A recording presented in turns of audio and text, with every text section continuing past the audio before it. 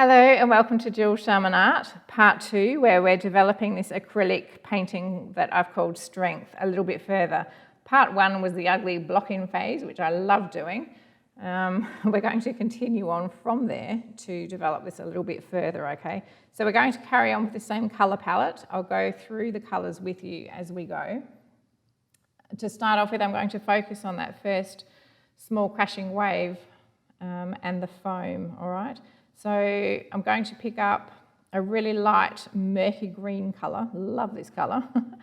It is actually titanium white, bit of cad yellow, burnt umber, phthalo blue. So I basically made a green tone first, added the burnt umber, and then a drop of raw sienna. So you'll see it's a really ugly, disgusting colour that I'm popping in now.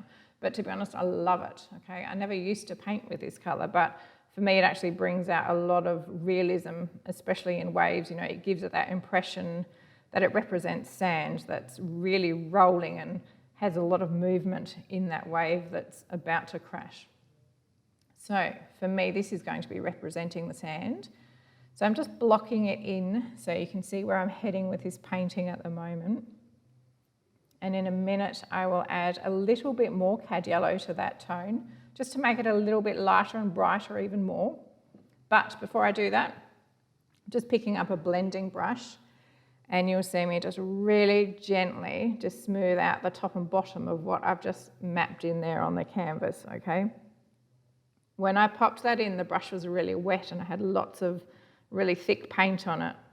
And because acrylics dry quite quickly, next minute you know you've got lumps and bumps on your canvas. And personally, I like that really smooth effect at the end of a painting. So just make sure as you go that you do, you know, mop off basically all of those little lumps and bumps with the blending brush. So here's the lighter tone. So I'm just really highlighting now some more of that sand that you're going to see. You'll notice now when I'm blending, I'm just smoothing over the top aspect of that rather than the bottom as well. And you'll see why in a tick. We're going to pick up some burnt umber, just neat on the brush. The same brush that I used before. You know, I don't clean it properly. I just literally get a paper towel, wipe the colour off, dunk it in the burnt umber. And I'm now popping in a shadow, which is going to be, you know, the base. It's going to act as the base of that rolling wave, as well as the shadow for the foam that's going to be crashing on the foreshore. I also just added a nip of phthalo blue to that now, and I'm going over that same area, just in a thin glaze of that darker tone, just to really make that stand out now. And I must say, you might have to excuse my voice, I'm sorry. It might get a little bit croaky, hopefully not, but hopefully it'll hold out for me. Now on the brush now, I've picked up some burnt umber and titanium white. It is really, really light, okay, really mild. The burnt umber's a really strong colour, and I just wanted it, you know, practically just off-white. And I am actually now just mapping out where that foam is going to be located on that rolling wave. I've used the same brush now without cleaning it, and I've just popped it in some titanium white. Because I haven't cleaned the brush, you can see it's actually naturally making a mid-tone of that light sand colour and the titanium white, okay? So it automatically, when you don't clean the brush all the time, it really, you know, it helps create the mid-tone for you naturally as you're painting. So I've just picked up some more titanium white now, just to really, I'm, you know, pretty much just mapping it all out so you guys know where I'm heading with this painting at the moment. So just doing circular motions just to blend that in a little bit more, smooth it out again.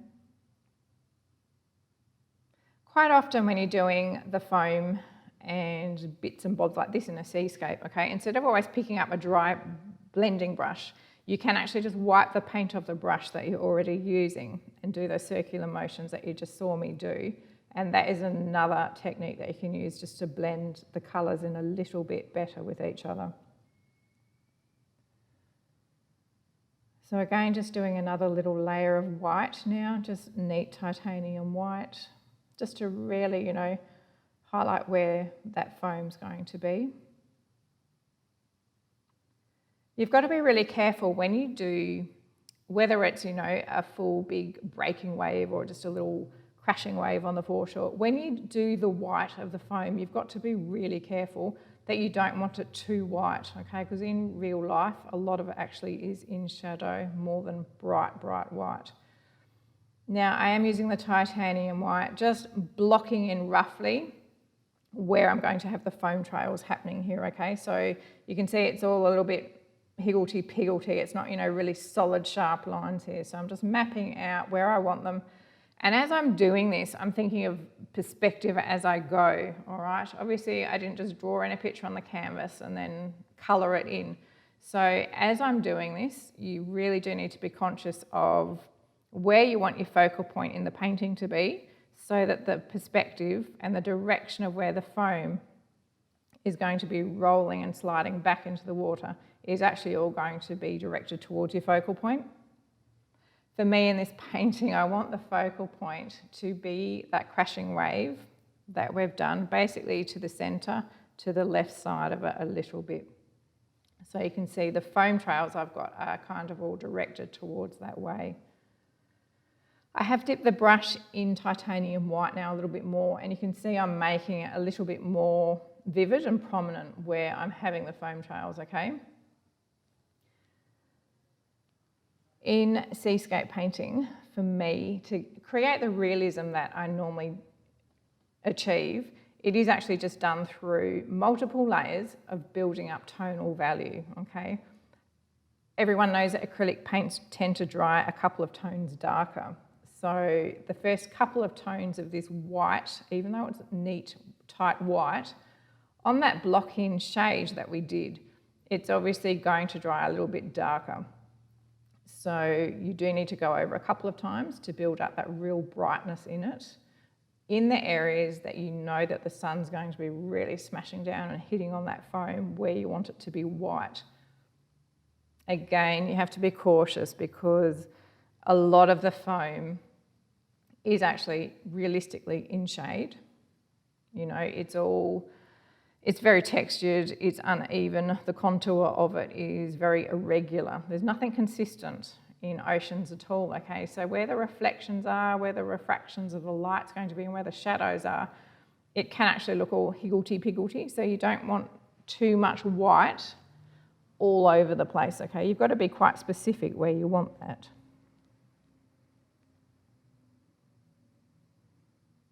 So you can see, the vividness and the brightness of the tight white that I'm using at the moment is basically closer to the drier sand area. Further back to that crashing wave, you can see it's not as bright because that is actually going to be in the shadow more from the actual wave that is rolling. Sometimes people can be a little bit reluctant or get a little bit twitchy when they start blocking in the foam and reflections in the water because, to get the perspective right is actually quite difficult. It takes a fair bit of time and practice. And to be honest, the very first time I put the foam in, it just looked like circles that are standing up perpendicular from the sand. They can look a little bit ridiculous. So it's about practice, it's about, trial and error, playing around. You'll have to do it a few times before you can get it right. This actually took me, quite a few paintings to hammer through to be able to do the foam how I actually do. So obviously when you think of foam, the water is actually obviously going to be pushing the foam. It's either going to be running up towards the sand or it's going to be drifting back, being pulled back into the ocean direction. So that is the direction that you need to have the foam, okay? You've got to be really careful. You can do your squish diamonds and your little oval shapes and things like that. But again, think of your focal point and think of where they're actually going to be leading your eye to when you do them.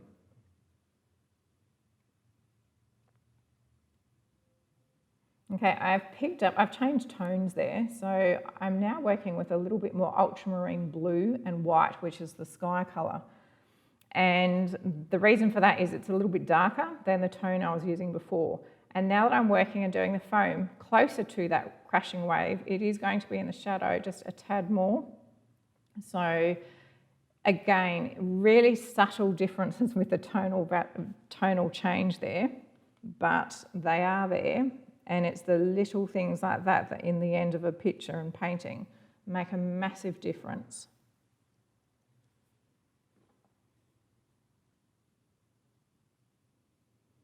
And just popping some little foam trails, you know, coming down that are coming down from the wave into the foreground area. You can see, you know, again, you need to actually kind of, you know, think that the wave is turning and crashing over to consider perspective as you go. Now, behind that first rolling wave, which we will come back to develop a little bit further as it dries more, right behind there, again, you know, I want heaps of sand, I want heaps of foam, I want it to look really, really, not so much choppy, but I want it to look, you know, there's heaps of movement happening there. There's going to be lots of surf here. In between, I'm going to have the first rolling wave, lots of foam and movement, and then another smaller wave that's just about to break behind there. So in between that, I'm now just blocking in the sand colour again. And again, you know, just any old brush, you don't want to apply it in, you know, really straight, neat lines. You want a regularity here. Now on that same brush, without cleaning it, I've just dunked it in some titanium white, and this is now, you know, the base of lots of foam that's going to be happening in that area. So again, with the brush, you know, it's really important to use different techniques with that brush. You know, I haven't changed brush at all actually since I started this painting. It's the same one, but you've got to use it differently, okay? You can press hard on it in some areas, soft in others. You can use the tip of it, the corner of it. You know, change the angles around with how you apply the paint to, you know, that actually helps build up that realistic effect of foam. And obviously I'm, you know, pressing on the brush here a little bit harder because I want that left area to have lots more foam there.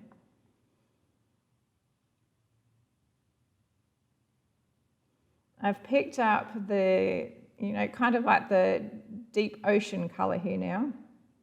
And that was the phthalo blue. And I have got a little bit of burnt umber mixed with that actually, to be honest with you.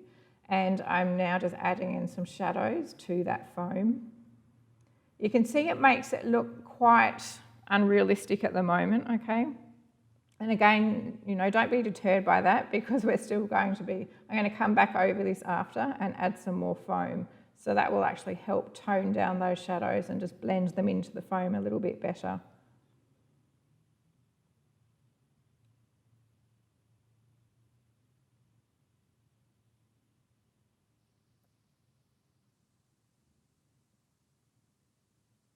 Now I've changed to a round brush. Up until now I've been using a flat brush, and I'm using a dry technique now for this, okay? So I've just popped it in some titanium white, and I'm really wanting to highlight the top of the foam of that first wave. And you can see it starts off quite bright, but the paint underneath it is still a little bit wet. So you'll see it will actually, you know, again, I'll be creating a mid-tone naturally by pressing some of that white firmer into that base colour.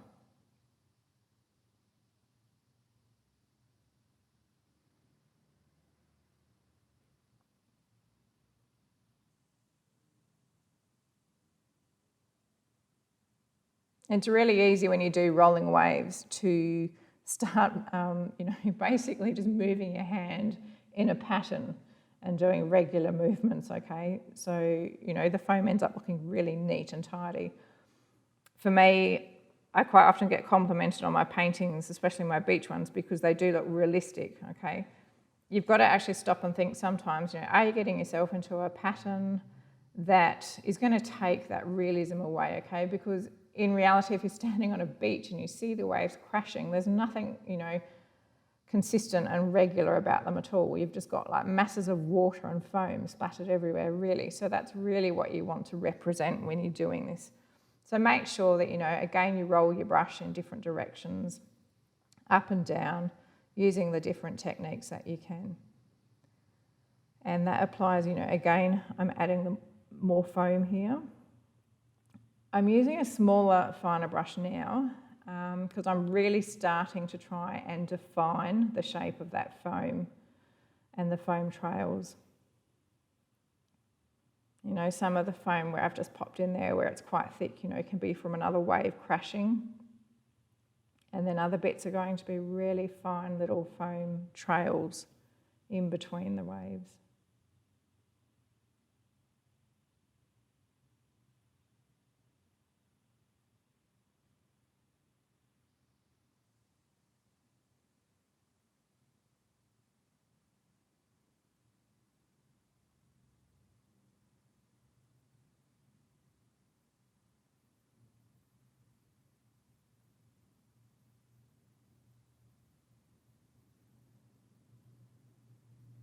Okay, this is where it's quite important. Again, you've always got to really constantly think of perspective here, okay?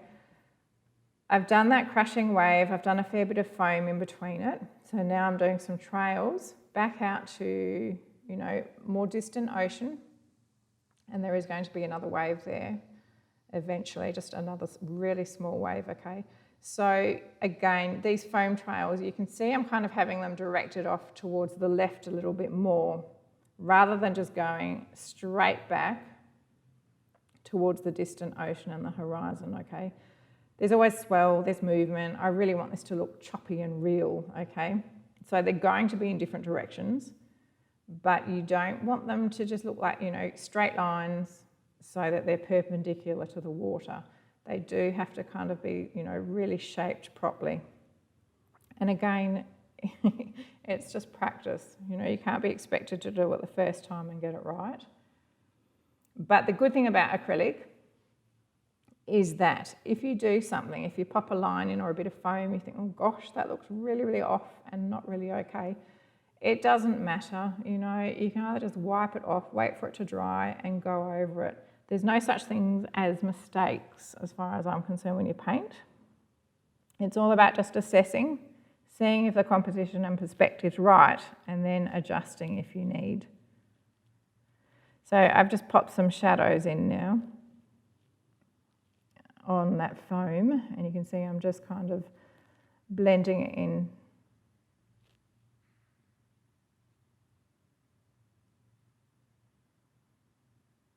Now just coming back over and doing a few little touch-ups to highlight a little bit more.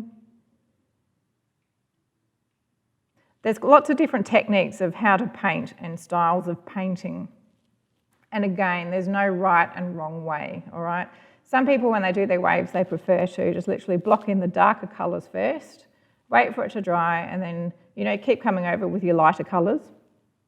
I tend to go from dark to light, because for me, I just find that works really well. And I think it is the build-up of those different tonal layers that do actually help with perspective and getting that real effect happening. Now you can see there is a little bit of a difference of tone here, okay? So this is ultramarine blue and the titanium white, which is the same sky colour now. So I'm going to use this for the water reflections, literally from here to the distant ocean towards the horizon. Eventually we will actually come back and add a different tone closer to the shore. But for now we will just be using this colour, okay? And again you can see closer to the waves, the reflections and the foam trails are a little bit wider, they're a little bit thicker and longer, okay? As you go back into the distant ocean, you want them to be really thin and fine. You can still have a few in the distant ocean, quite long and going across the whole canvas, but you don't really want too many of them going completely all the way across. You want more tiny little ones. It helps build up the illusion that it's further away because they're really tiny and really thin compared to the ones that are closer.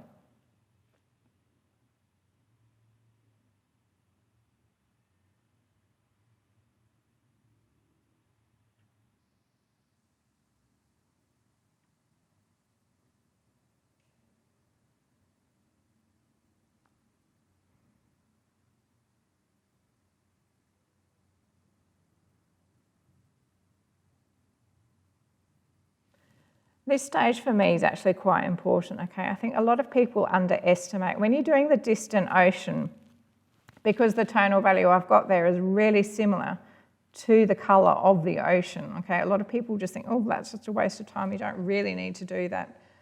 Personally, I think you do, okay?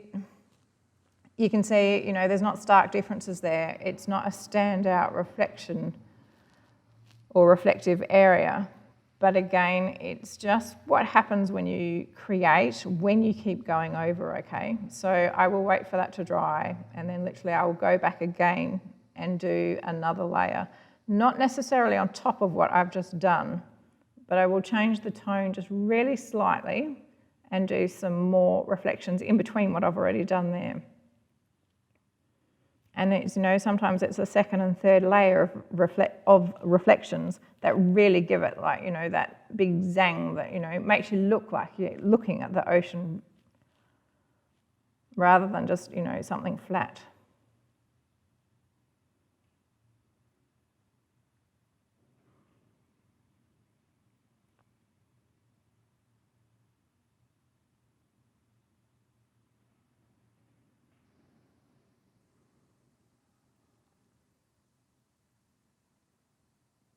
I should probably also let you guys know now, this tutorial that I'm doing at the moment, obviously this painting is not going to be entirely finished at the end of this video.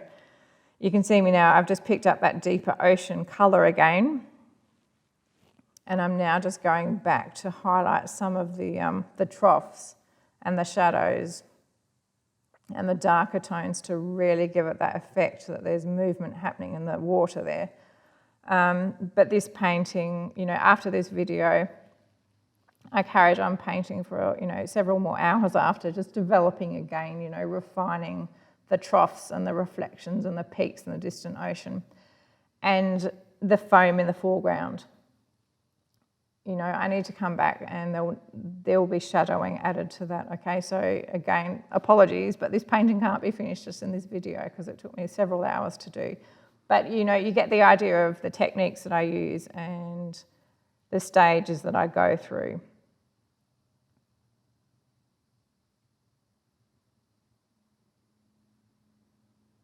So when you come back with the darks like this, you just want them really sparingly, okay? You don't want to do them too much again. You don't want to do them all over the shop. Otherwise, it takes the effect away of the reflections you've just popped in. Sometimes less is better.